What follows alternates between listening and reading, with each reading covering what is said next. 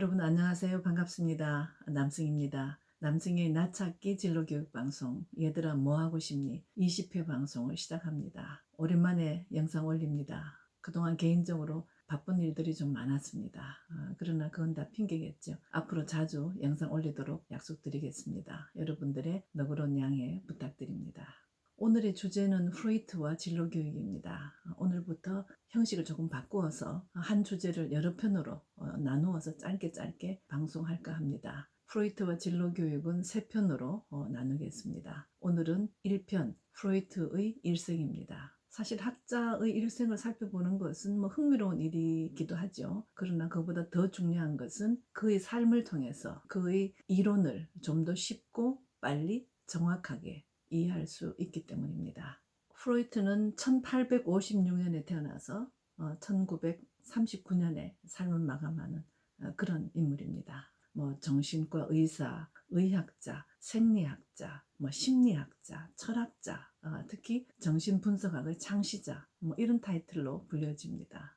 그런데 프로이트가 연구와 논의를 활발하게 진행하던 시기는 세계사적인 어떤 격변기였습니다. 프로이트는 단순히 의사라든지 심리학자라든지 이러한 타이틀 그 이상으로 아주 인류에게 영향을 미친 아주 큰 인물입니다. 프로이트가 학문을 시작하던 그 시기까지는 우리가 흔히들 근대라고 부릅니다. 데카르트의 합리주의에 영향을 받아서 이성의 시대라고 불려지죠. 데카르트의 명언 여러분 생각나시죠? 나는 생각한다. 고로 존재한다. 오직 생각이 존재의 근원이다. 라는 합리주의에 따른 이성의 시대. 데카르트가 바로 얘기하는 나는 생각한다. 고로 존재한다. 라고 하는 그 명제가 제1 원리가 됨으로써 이성과 합리가 시대를 관통하게 되고 따라서 수학, 과학 이런 학문들이 엄청나게 발전하는 그런 시대였죠. 그런데 불행하게도 인류는 두 번의 큰 전쟁을 맞이하게 됩니다. 바로 1914년 1차 세계대전 그리고 1939년 2차 세계대전 두 전쟁을 치르면서 과연 인간에게 이성은 있는가? 인간에게 합리는 있는가? 라는 이런 회의론에 인류는 휩싸이게 됩니다. 거기에다가 바로 이게 프로이트의 정신분석 이론이 큰 충격을 주게 되는 거죠. 사실 그 당시 프로이트의 정신분석 이론뿐만 아니라 예를 들면 다윈의 진화론이라든지 또는 니체의 신은 죽었다 등등의 허무주의라든지 그 다음에 마르크스의 변증법적 유물론에 의한 사회주의라든지 이러한 새로운 이론들이 제시되면서 인간을 보는 관점이 달라지게 됩니다. 그래서 이제 이들과 함께 근대라고 하는 시대를 마감하고 현대라고 하는 새로운 시대의 시작을 이끌게 됩니다. 자, 이런 프로이트 연도별로 그의 업적을 한번 살펴보겠습니다. 1856년에 오스트리아 제국, 지금은 체코입니다만은 오스트리아 제국에서 태어나게 되죠. 1873년 오스트리아 빈에 있는 의과대학에 입학을 합니다. 그리고 81년에 학위를 받게 됩니다. 85년에 프랑스로 유학을 가서 샤르코라는 의사를 만나게 됨으로써 그로부터 최면수를 알게 됩니다.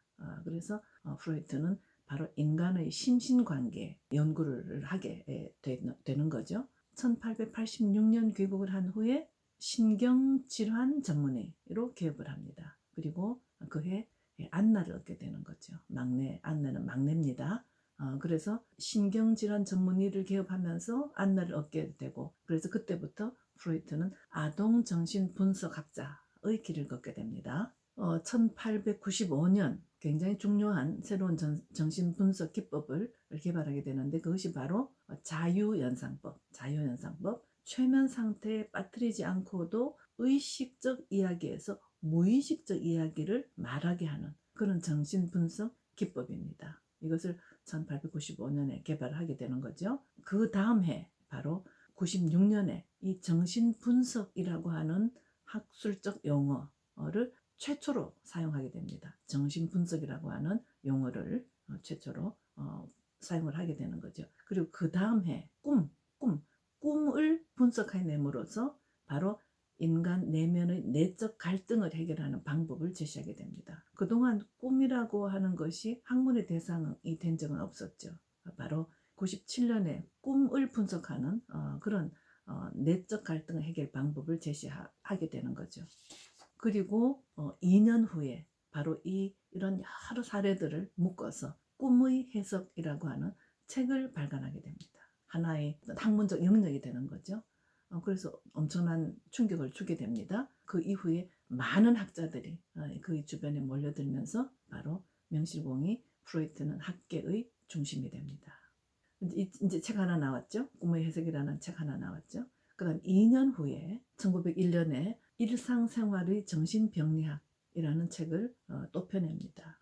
그리고 4년 후에 또 엄청난 책을 또 출간을 하게 됩니다. 바로 성욕에 관한 3편의 에세이. 성욕에 관한 3편의 에세이.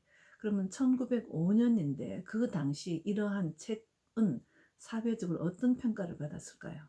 인간 삶의 본질을 파악하는데 크게 기여한 독창적인 작품이다 라는 호평을 받게 됩니다. 자, 이 3편의 책, 꿈의 해석, 그 다음 일상생활의 정신병리학, 성욕에 관한 3편의 에세이, 이 3편의 저서를 통해서 정신질환자가 아닌 우리 일반인의 심리 분석을 통해서 어떤 무의식의 구조, 근본적인 구조를 규명하려고 시도를 합니다. 자, 그 다음에 1906년에 중요한 만남이 성사가 되는데 바로 정신분석학의 지지자인 아들러 그리고 융을 만나게 됩니다. 이들과 함께 1910년에 바로 국제정신분석학회를 창립을 합니다. 이에 따라서 세계 각지에서 정신분석학회가 막 창립을 하게 되죠. 그 이후에 이 프로이트와 이 아들러 융은 서로 결별을 하게 되는데 다소간의 학문적 견해차로 결별을 하게 되는 거죠. 그 다음에 프로이트는 그럼에도 불구하고 여전히 많은 저술 활동을 하게 됩니다. 1917년 정신분석학 입문을 출간을 하게 됩니다. 그런데 대단히 불행하게도 1938년에 오스트리아가 바로 독일에 합병이 됩니다. 그 말은 어떤 의미인가요? 바로 나치의 유대인 학살이 시작이 되는 그런 일이죠. 이미 프로이트는 이때 이미 고령입니다만은 나치의 유대인 학살을 피해서 런던으로 망명을 합니다. 그 다음 해인 1939년 정신분석학 개론을 집필하던 중에 83세의 나이로 생을 마감하게 됩니다. 사실 프로이트는 진로 교육에 대해서 직접 뭐 언급을 했거나 또는 연구를 했거나 그런 바는 없습니다. 그럼에도 불구하고 그 이론은 늘 진로 교육의 맨 첫 장에 소개되고 있죠. 그 이유는 뭘까요? 우리가 쭉 우리 앞방송으로 쭉 되돌아가서 살펴보면 진로 교육을 우리가 어떻게 설명할 수 있나요? 진로 교육은 내담자, 그것이 여러분의 자녀라도 좋고 학생이라도 좋습니다. 내담자의 적성, 흥미, 성격, 가치관, 능력, 신체적인 특성 이런 것들에 대한 올바른 이해에서 출발한다. 이것이 바로 진로교육의 첫 장이죠. 프로이트의 정신분석 이론이 바로 내담자의 내면을 이해하는 가장 기본적인 이론이기 때문입니다. 그리고 연이어 쭉 나오는 여러 심리학을 이해하는데도 프로이트를 알아야 하기 때문입니다. 그래서 프로이트의 정신분석 이론은 늘 진로교육에서 매우 중요하게 다뤄지고 있습니다. 자, 이렇게 프로이트 일생을 한번 살펴봤는데 그것을 조금 요약해서 한번 정리 한번 해보겠습니다. 프로이트, 그는 누구인가? 현대 심리학의 문을 열었다. 마음속 깊은 곳에 있는 무의식을 찾아냈다. 그리고 그 무의식으로 나타나는 꿈에 접근하는 첫 번째 학자였다. 모든 이론을 성과 연관지어서 설명한 바로 정신분석학 이론의 창시자였다. 그의 이론은 인간의 내면을 이해하는 가장 중요하고 기본적인 이론이다. 이렇게 요약을 할 수가 있겠죠. 자, 바로 이 프로이트의 이론을 2편과 3편에서 또 더 말씀을 드릴 텐데 프로이트 이론 중에서 진로교육에 적극적으로 적용이 되고 광범위하게 활용되는 그런 용어, 그런 내용, 그런 개념을 중심으로 2편과 3편에서 또 인사드리도록 하겠습니다. 2편에서 만나 뵙겠습니다. 감사합니다.